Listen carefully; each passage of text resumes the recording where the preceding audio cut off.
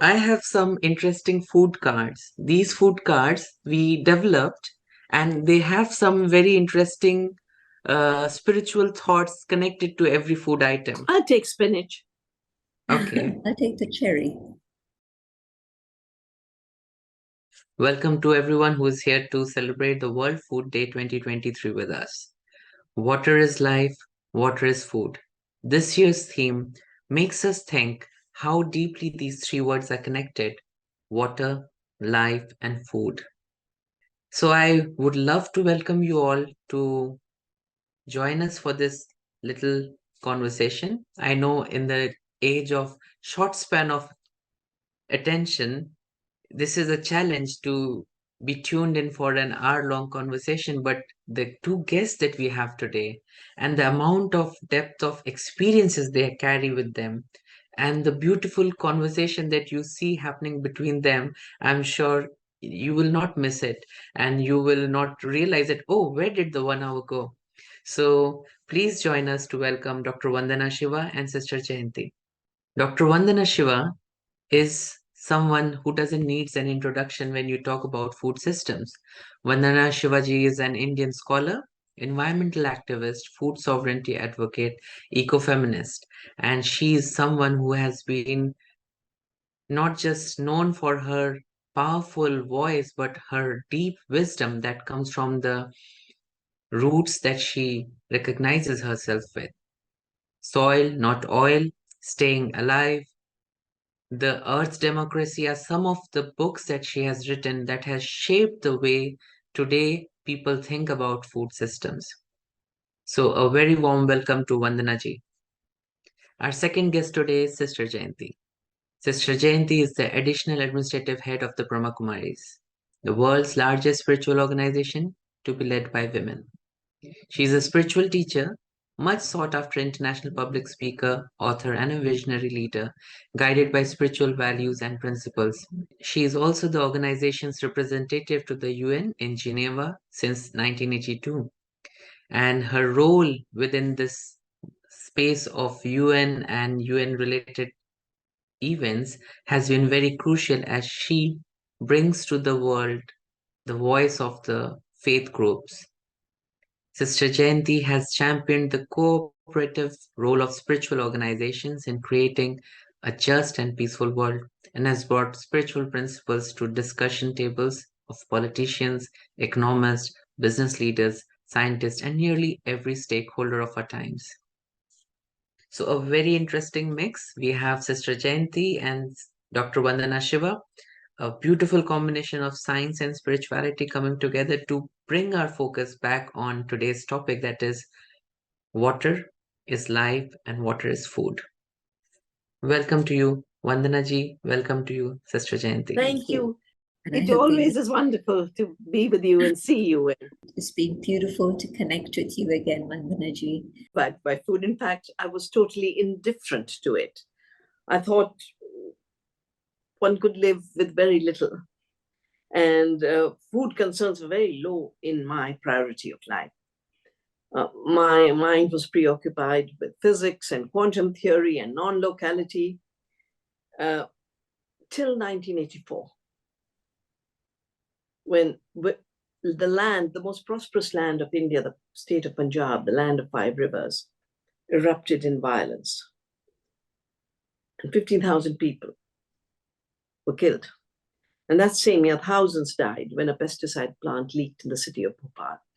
And we lost our prime minister, who was then shot. And even today, all the diplomatic issues with countries like India and Canada, actually offshoots of the violence that got expressed at that time.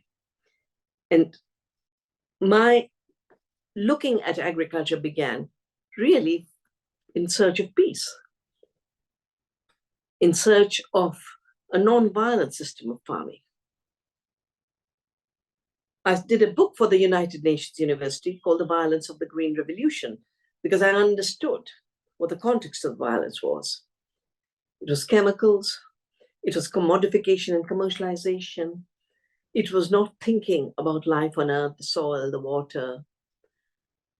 In fact, Punjab, the land of 5 rivers, today is a state facing a water crisis, and they predict that in a few years there will be no water in the land where water flew and the groundwater was at 10 feet high. And then in 87, I was invited to a meeting on the new biotechnologies, where the corporations were talking about the future of biotechnology. And they talked about owning the seed as their future. And I said, but you don't make the seed. Seed is the expression of creation. Seed. How can you try and take a patent on seed? And that's when I started to save seeds. And also working with my government and parliament to make sure our laws recognize that we don't invent the seed, we don't invent plants, we don't invent animals, and simultaneously creating community seed banks all over the country and around the world. 2009 was the Copenhagen Climate Summit. And that's when I started to deeply make connections between food and climate and wrote my book, The Soil, Not Oil. And that connection is still evolving at a deeper level. Our understanding is much, much more sophisticated in terms of the ecology of climate havoc and in terms of the solutions we can offer. And finally, 2017 is when it became so clear that food is health. And our health begins in the soil. And so today, when we celebrate World Food Day, we connect all of these concerns and the way the right kind of farming and a change in the food system can bring solutions to the big problems we face, the pandemic of chronic diseases, the climate catastrophe, the species extinction. I'm so glad to be here to celebrate this day with you. Thank you so much, Vandana ji. Sister Jayanti, would you start your monologue, maybe starting with a remark on what you heard from Vandana ji? Om Shanti. A greeting of peace to you, my dear sister Vandana ji, and to Brother Shantanu, and to all those who are honoring World Food Day together with us today. Food, of course, is the essence of life. So much revolves around food.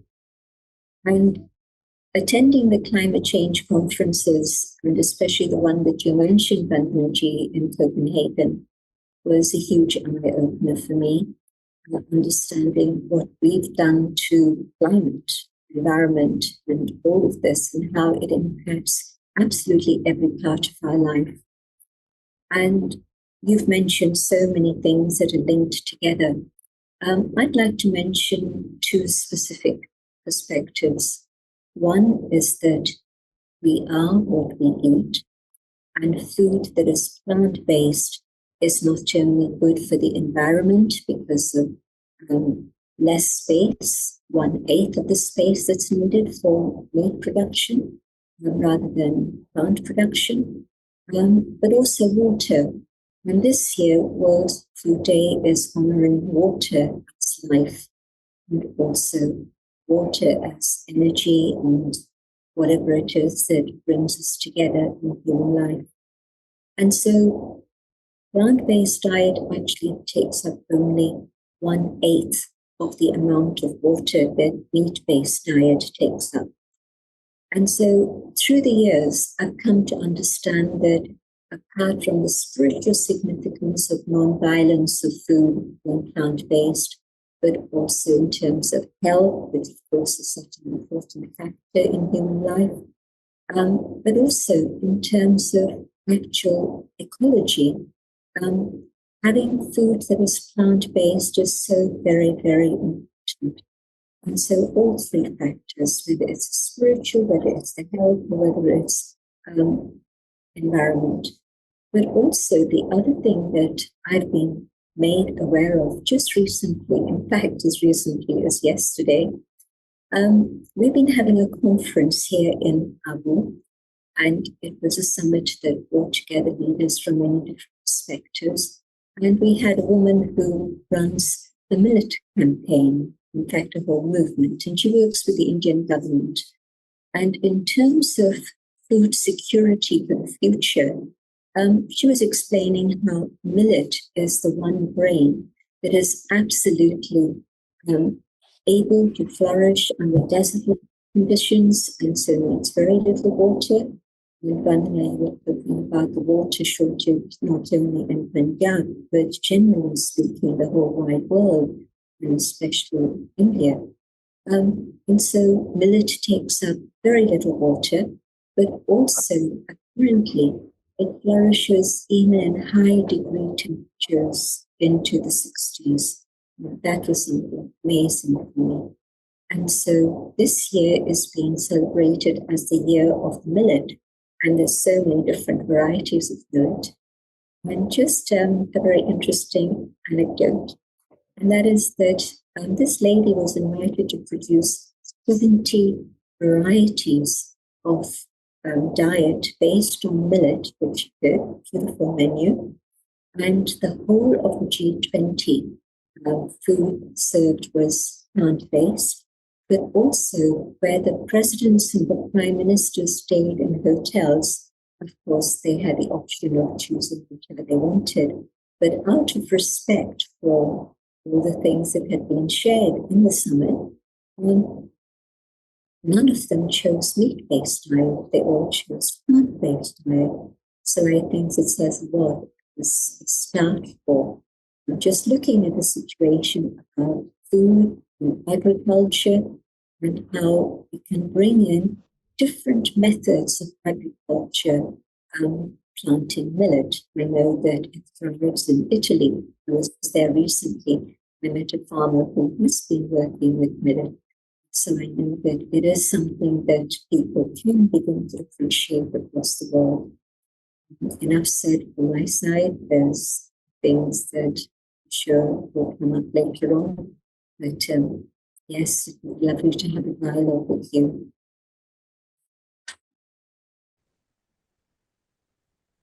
So, Vandanaji, would you like to come back on what Sister Jayanti shared? Yeah, because, we've been working with millet since 1987, when I started to save seeds. The crops that weren't being grown in the fields at a bigger level with the Green Revolution, because the Green Revolution drove out millets. They were called primitive grains, they were called backward grains, and they were really pushed out of the diet. But in marginal areas, people were still growing it. And my sisters up in the Himalaya were still growing it. And I said, don't stop growing it. 1995, we brought out this book, Millets of India. And then we brought out a new version now with recipes of how to cook it and how to grow it. And this time we called it Bhule Bisre Anaj, the forgotten foods.